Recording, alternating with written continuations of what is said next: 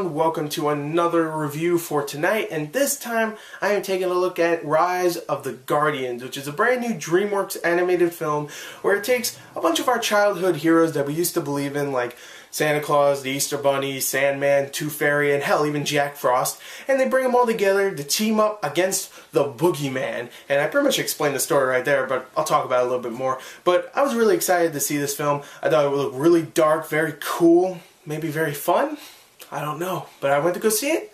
Let's talk about it straight up. Let's get straight into it with the story. The story for Rise of the Guardians follows Jack Frost, who isn't really one of those top dogs like Santa Claus or the Easter Bunny. He's more of a loner, but he has a good time with what he has, which he can of course create snowstorms and form ice, and he has fun with the kids, because he creates snow days, of course, and he has fun with kids. He's having a good time, even though he's still kind of depressed because he has no idea who he is, who he was before he was Jack Frost, and why the hell he even is Jack Frost, and no one believes in him, so no one can even see him. So he has fun, but only for a little while until he realizes, oh wait, no one can see me, so I'm having fun by myself pretty much. And for the most part, it's kind of sad. You feel for Jack Frost. Later on, he becomes, of course, a guardian because the moon, who creates all these, guardians like Jack Frost and Santa Claus and stuff, decides to make him one of the top dogs, one of the guardians. And he becomes a guardian along with Sandman, Tooth Fairy,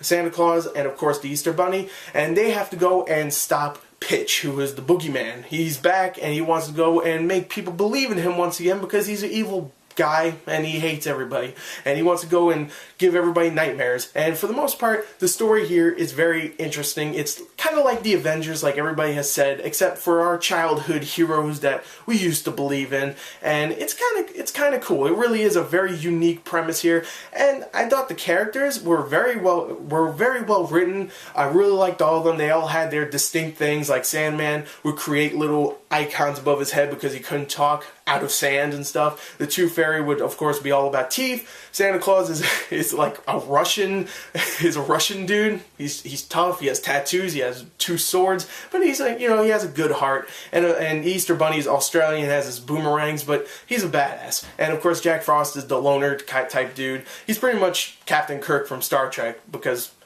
Chris Pine voices them. So yeah, I just like all the distinct characters. I like how fun it is just to see all these guys together at last. I don't know why at last, like we really wanted this to happen, but secretly I wanted this to happen, and it's just a very fun story, and it's very funny too at times, and I really enjoy that. Along with the characters, I think the voice acting here is phenomenal. I think Chris Pine did a great job voicing Jack Frost. I really liked his character, even though his character design was a little bit too Justin Bieber-ish and maybe a little bit too emo at times, but for the most part his personality definitely did not match his character look, and I really liked him in the film. Alec Baldwin, who played Santa Claus in the film, is great here. He's really, really funny at times, and he has a good heart too. He's Santa Claus. He's just jolly, even though he's badass at times. He does a great job here. Isla Fisher, I think I'm saying her name right, plays the Tooth Fairy, and she's just having a great time here. I mean, she's always just like giddy whenever she's like near someone with beautiful teeth because she's Tooth Fairy. It makes sense. And I just loved her in the film. I thought she was great. Oh my god, Hugh Jackman, I was about to forget him. Hugh Jackman plays the Easter Bunny, and he does a great job here as well, even though he uses that Australian accent, and I don't know why, I'm just so used to him using that American accent that at first I was like, who is that again? I was like, is that Jason Statham? Like, no, that's freaking Hugh Jackman. I completely forgot, and he never uses that Australian accent, at least in the films I watch, but for the most part he did a great job here. Actually, no, just completely did a great job. No one voices the Sandman, but he's great, just want to give him some props. And Jude Law, who plays Pitch Black, or the Boogeyman, does a great job here as well, even though I would say some reviews have said this also. His character wasn't all that evil. He wasn't all that threatening, but I did think Jude Law did a great job there. So overall, I think the voice acting is fantastic. I think the story is a lot of fun. I think it is very funny at times, and the characters are really likable. Let us finish this review by talking about the animation and maybe the action. Animation in this film does not go for a Lorax or a Brave or a Wreck-It Ralph, where it's all eye-poppingly gorgeous colors, just visuals everywhere. It's just so gorgeous and like, oh my god, so gorgeous. It doesn't go for that. What it does go for is an amazing, amazing looking designs for each one of the characters. Everybody looks so cool and so unique. The Tooth Fairy has all these like scaly parts where it's all rainbowish and it looks really cool. Santa Claus is just this tough, bulky dude with tattoos on his arms. His whole workshop is really cool. Everybody's little hideout is really cool in this film.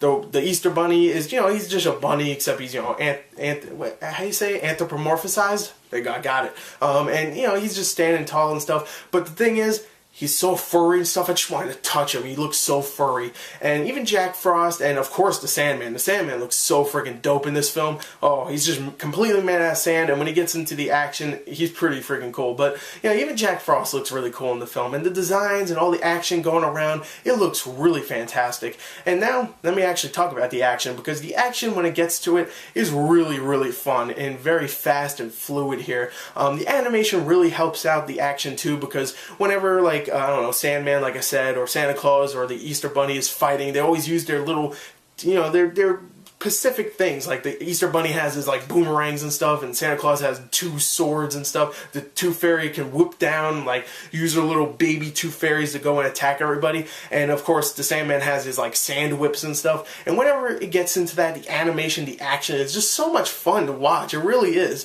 It's a fantastic looking movie. The only problem I would say this movie has is that at the end it becomes a little bit too kiddish in a way, where it's like a predictable animated kid movie where it's like, oh, I don't want to spoil it, but it becomes a predictable one. It really does. But besides that, everything else is so much fun. All the characters are likable. I really like Jack Frost. I really want to know much more about his past and all that stuff. I think this is a fantastic film that will make any kid believe once again.